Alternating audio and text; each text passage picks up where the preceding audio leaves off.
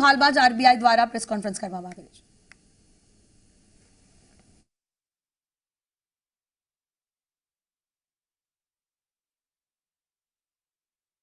In facilitating this.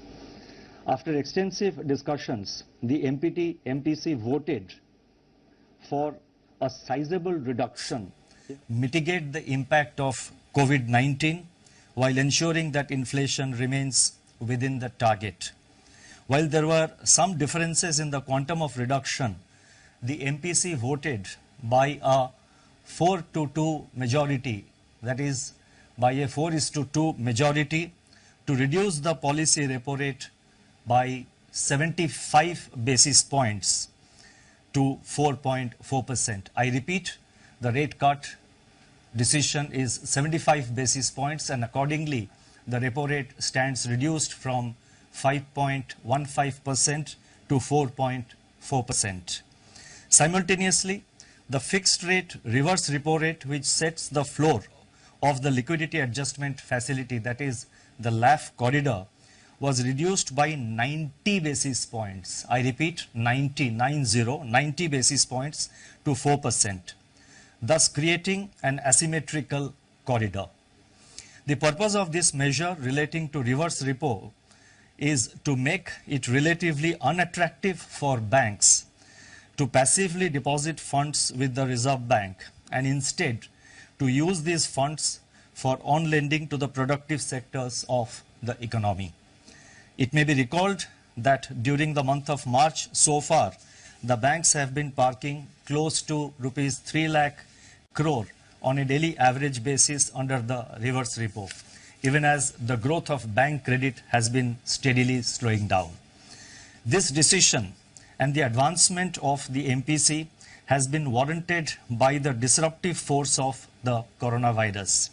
It is intended to, 1, mitigate the negative effects of the virus, 2, to revive growth, and above all, number 3, to preserve financial stability. We are living through an extraordinary and unprecedented situation. Everything hinges on the depth of the COVID-19 outbreak, its spread and its duration. Clearly, a war effort has to be mounted and is being mounted to combat the virus, involving both conventional and unconventional measures in a continuously battle-ready mode. Life in the time of COVID-19 has been one of unprecedented loss and isolation. Yet, it is worthwhile to remember that tough times never last. Only tough people and tough institutions do. In the recent period, Reserve Bank has been in action on a daily basis with efforts to alleviate financial stress, build confidence, and keep the financial system sound and functioning. And we have taken a number of steps over the last 1 month or so since the conclusion of the last MPC meeting. In my statement, I have listed out the measures which have been taken. For the sake of time, I am not reading it out. Once the statement is uploaded, I think those who are interested can have a look at it. Let me assure that the Reserve Bank is at work and in mission mode, monitoring the evolving financial market and macroeconomic conditions and calibrating its operations to meet any need for additional liquidity support, as well as to undertake other measures as may be warranted. It is our effort to ensure normal functioning of the markets, nurture the impulses of growth, and preserve, I repeat, and preserve financial stability. Incidentally, we have in RBI quarantined 150 members of our staff and service providers together with the IT facilitators and the entire IT facility as a part of our business continuity plan. The plan was prepared and executed in a matter of days. The MPC noted that global economic activity has come to a near standstill as COVID-19 related lockdowns and social distancing are imposed across a widening swath of affected countries. Expectations of a shallow recovery in 2020 from 2019's decade low in global growth have been dashed. The outlook is now heavily contingent upon the intensity, spread, and duration of the pandemic. there is a rising probability that large parts of the world, large parts of the global economy will slip into recession. Turning to growth in India, the implied GDP growth of 4.7% in Q4 of 1920 in the second advance estimates of the National Statistics Office, which was released in February 2020, within the annual estimate of 5% for the year as a whole, is now at risk. As regards the outlook for 2021, apart from continuing resilience of agriculture and allied activities, most other sectors of the economy will be adversely impacted by the pandemic, depending upon, I repeat, its intensity, spread, and duration. We have to recognize that the government has taken timely and appropriate measures to contain these three factors, that is, to contain intensity, spread, and duration. And let us all cooperate with the measures announced by the government to deal with the problem, to prevent the spread of coronavirus, to contain it and win this war. If COVID-19 is prolonged and supply chain disruptions get accentuated, now these are risk factors which I am listing out. It all depends how we respond to the situation. I am just listing out the risk factors. Only time will tell how effectively we have acted as a nation and how effectively we have been able to contain the spread of coronavirus and how effectively we have been able to restrict its adverse impact on our growth.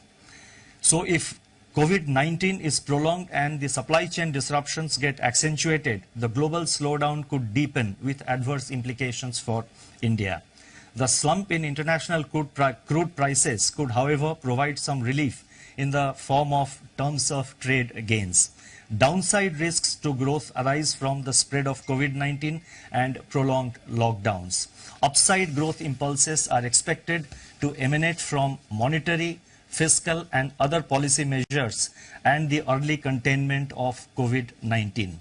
As regards inflation, the prints of January and February 2020 indicate that actual outcomes for the quarter are running 30 basis points above our earlier projections, reflecting the onion price shock. Looking ahead, food prices may soften even further under the beneficial effects of the record food grain and horticulture production, at least till the onset of the usual summer uptick. Furthermore, the collapse in the crude prices could work towards easing both fuel and core inflation pressures, depending on the level of pass-through to the retail prices. As a consequence of COVID-19, aggregate demand may weaken and ease core inflation further. Heightened volatility in financial markets could also have a bearing on inflation. Given this heightened volatility, unprecedented uncertainty, and extremely fluid state of affairs, projections of growth and inflation would be heavily contingent on, as I earlier said, the intensity, spread, and duration of COVID-19. Precisely for these reasons, the MPC decided to refrain from giving out specific growth and inflation numbers because the situation is fast changing and the outlook is extremely uncertain. In fact, this kind of uncertain outlook has never been seen before. And as I mentioned earlier, I would again like to repeat that if we, all of us, every citizen, every person who lives in this country, if we follow the rules, if we follow the advices given by the government and other authorities, then as a country we should be able to win this war against COVID-19, in which case much of the worries that we have in our growth outlook would get considerably reduced. The MPC noted that macroeconomic risks, both on the demand and supply side, brought on by the pandemic could be severe. The need of the hour is to do whatever is necessary to shield the domestic economy from the pandemic. The Government of India has yesterday announced a number of measures which are expected to provide relief to various disadvantaged sections of the society. The MPC further noted that the Reserve Bank has taken several measures to inject substantial liquidity in the system. Nonetheless, the priority is to undertake strong and purposeful action in order to minimize the adverse macroeconomic impact of the pandemic. It also underscored the need for all stakeholders to fight against the pandemic. Banks and other financial institutions should do all that they can to keep the credit flowing to the economic agents which are facing financial stress on account of the isolation that the virus has imposed. Market participants should work with regulators like the Reserve Bank and the SEBI to ensure the orderly functioning of markets in their role of price discovery and financial intermediation. Strong fiscal measures are of course critical to deal with the situation. To summarize, COVID-19 stalks the global economy and the outlook is highly uncertain and of course negative. Several nations are battling its exponential contagion. Countries are shutting down to prevent being sucked into a kind of black hole. Authorities all over the world are mobilizing on a massive scale to fight an invisible assassin. India has locked down economic activity and financial markets are under severe stress. Finance is the lifeline of the economy. Keeping it flowing is the paramount objective of the Reserve Bank of India at this point of time. The time has therefore now come for the Reserve Bank to unleash an array of instruments from its arsenal to staunch and mitigate the impact of COVID-19, revive growth and above all, preserve financial stability. The aggregate action and stance of MPC provides a befitting launching pad. In turn, the configuration of initiatives unveiled in the Statement on Development and Regulatory Policies, which I am now going to spell out, amplify the MPC's decision and leverages on it as well.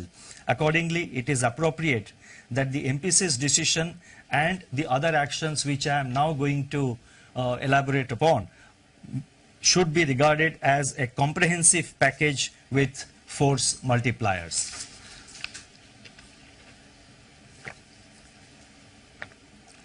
The developmental and regulatory policies can broadly be delineated under 4 categories. First, measures to expand liquidity in the system sizably to ensure that financial markets and institutions are able to function normally in the face of COVID-related dislocations. 2, steps to reinforce monetary transmission so that bank credit flows on easier terms are sustained to all those who have been affected by the pandemic.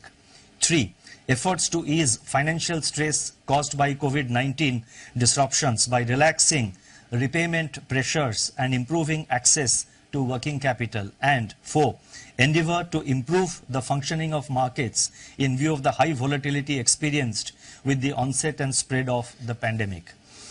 I would announce them in broadly 3 sections. The first section relates to liquidity measures.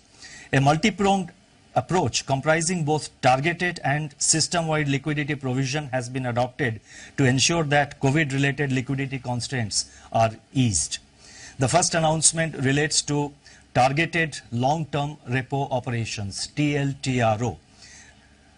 Let me elaborate further. Large sell-offs in the domestic equity, bond and forex markets have intensified redemption pressures. Liquidity premia on instruments such as corporate bonds, commercial papers and non-convertible and debentures have surged.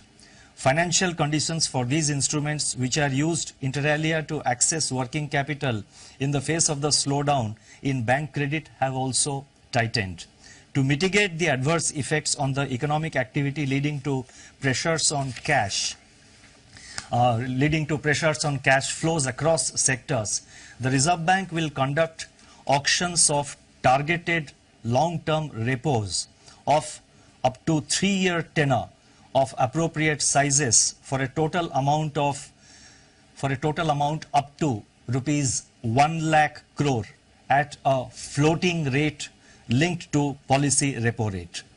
Liquidity availed under the scheme by the banks has to be deployed in investment-grade corporate bonds, commercial paper and non-convertible debentures over and above the outstanding level of their investments in these bonds as on March 25, 2020.